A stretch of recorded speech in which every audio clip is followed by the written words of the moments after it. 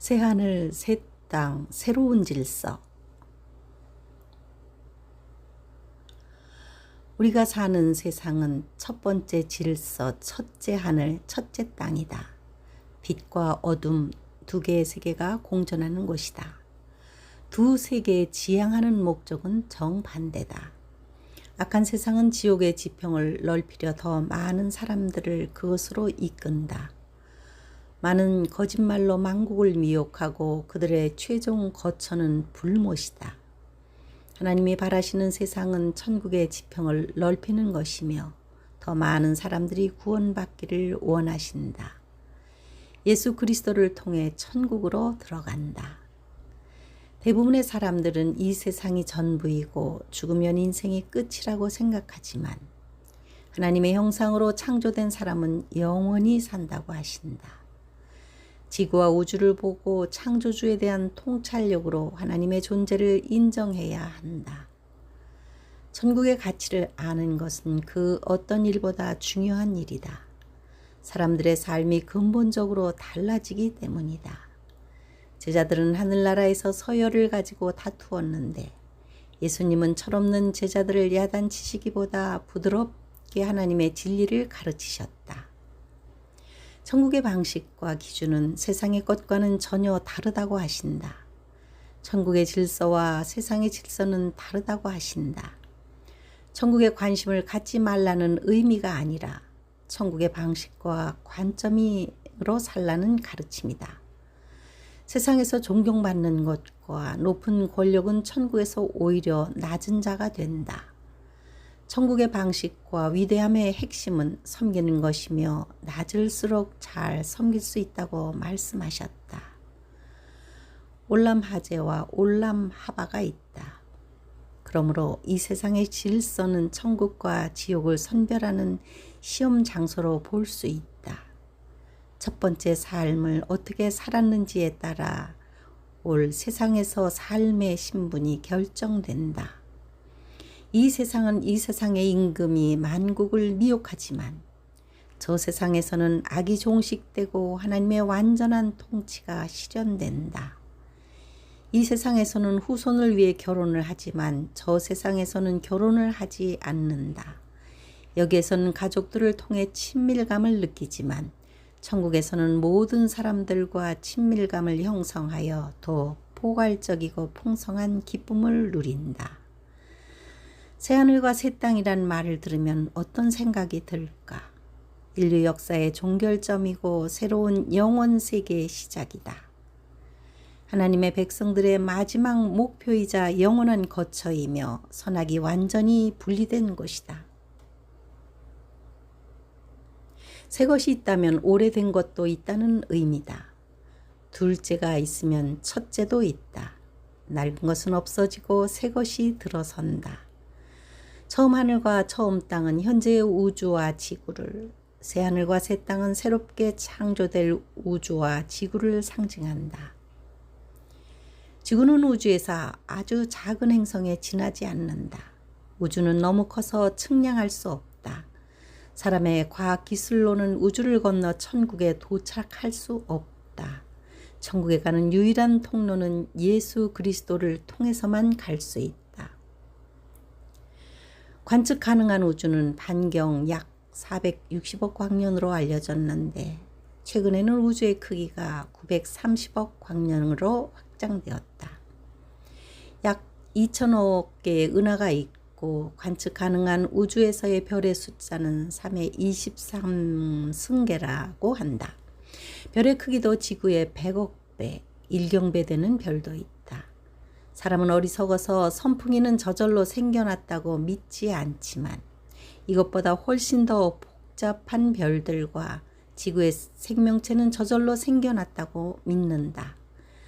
작은 거짓말에는 속지 않지만 큰 거짓말에 잘 속는다. 하나님은 그 많은 별들의 숫자를 세시고 이 별들을 이름을 모두 아신다고 성경은 기록한다. 그가 별들의 수요를 세시고 그것들을 다 이름대로 부르시는도다. 너희는 눈을 높이 들어 누가 이 모든 것을 창조하였나 보라. 주께서는 수요대로 만상을 이끌어내시고 그들의 모든 이름을 부르시나니 그의 권세가 크고 그의 능력이 강함으로 하나도 빠짐이 없느니라. 화성과 달에는 풀 한 폭이 없지만 지구의 생태계는 사람과 동물들이 살기에 필요한 것들이 빠짐없이 창조되었다. 곤충류, 어류, 파충류, 조류, 포유류, 식물, 꽃, 곡식 등이 빠짐없이 종류별로 존재하며 그것들은 엄격한 질서가 있다.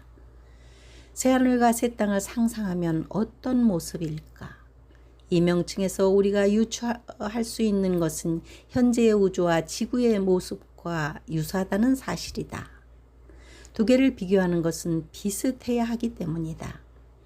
현재의 지구와 우주는 여러 면에서 장차 올 새하늘과 새 땅의 모형이다. 그러므로 새하늘과 새 땅은 달랑 하늘 한 개, 달랑 별 한 개로 구성되지는 않을 것이다. 현재 우주처럼 행성이 셀 수 없을 만큼 많을 것이다. 그런데 현재의 우주와는 다르다고 한다. 어떻게 다른 모습일까? 현재 우주에 존재하는 별들에는 생명체가 살 수 없다. 창조주께서 별에는 생명체와 자연계를 만들지 않으셨기 때문이다. 모든 존재하는 것은 만든 사람이 있다.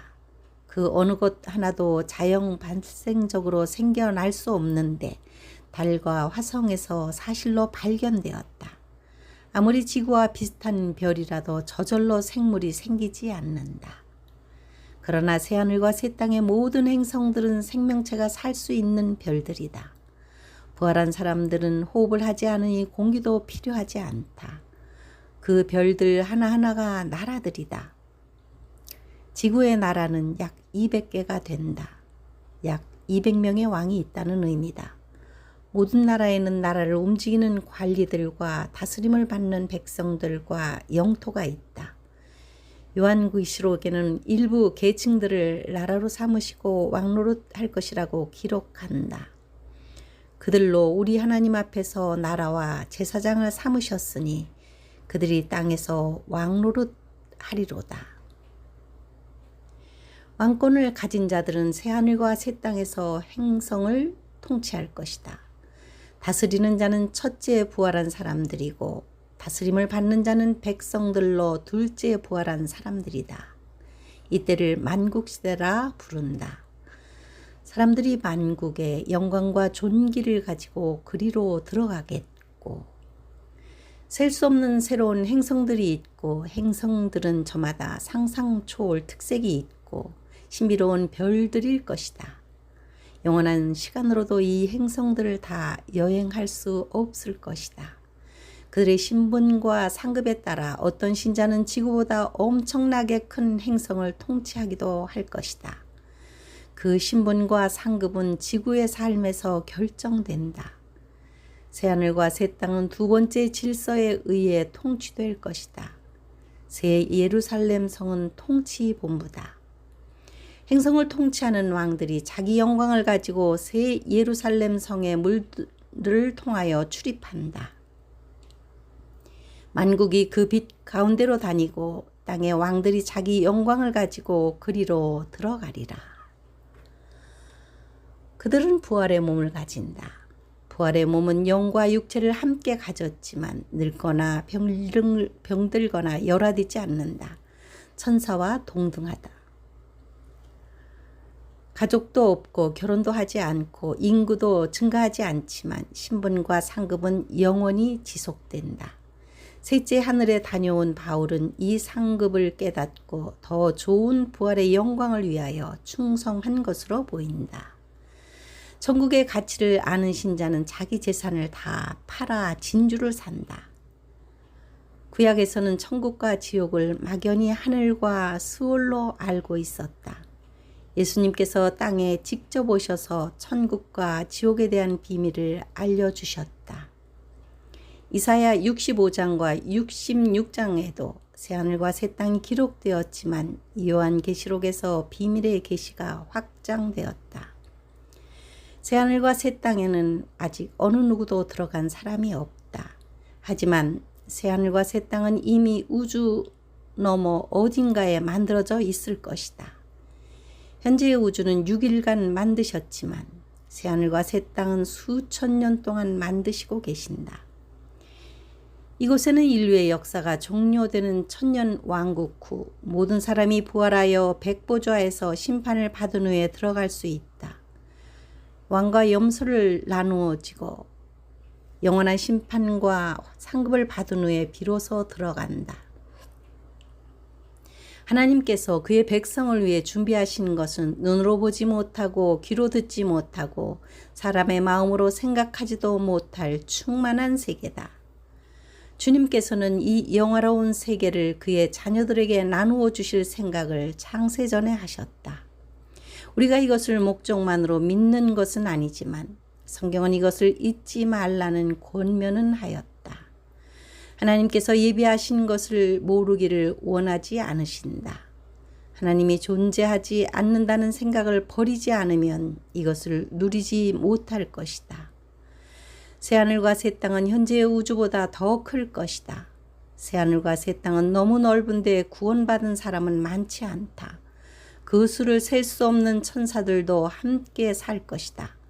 모든 인류가 예수 그리스도를 믿고 새하늘과 새 땅으로 이사가기를.